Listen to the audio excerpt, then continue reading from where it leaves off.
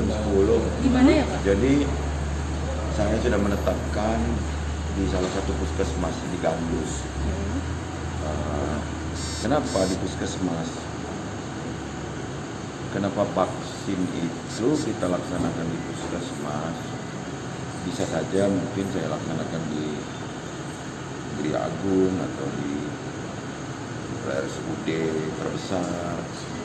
Tapi saya ingin meyakinkan masyarakat bahwa ini nggak eksklusif, ini juga untuk masyarakat.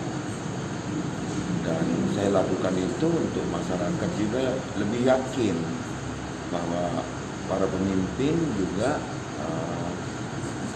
bukan hanya sekedar menganjurkan atau meminta masyarakatnya vaksin, tapi pemimpinnya juga vaksin gitu.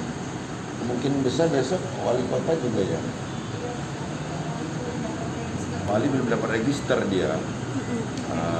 Jadi besok saya dengan Forkompinda maksudnya di puskesmas agar masyarakat, sekali lagi agar masyarakat yakin ini bukan eksklusif, bukan hanya untuk pemimpin, akan melaksanakan vaksinasi di tempat-tempat vaskes, fasilitas kesehatan yang sudah ditentukan, antara lain puskesmas.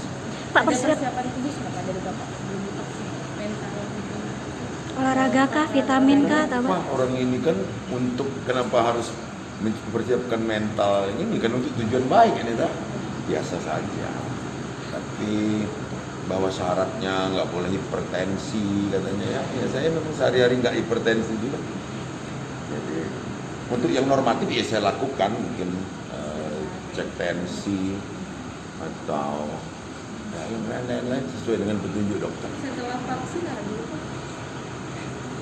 Gini. Jadi waktu vaksin itu kita tetap protap ya, siapkan segala sesuatunya untuk lebih meyakinkan lagi bahwa ini tidak berdampak apa-apa kecuali untuk imun kita terhadap COVID ini.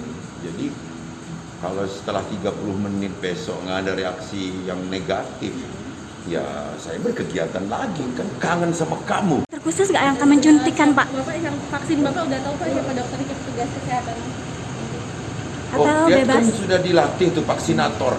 Ya, salah satu dari vaksinator itu saya nggak menunjuk si Azibe. Ya. Makasih.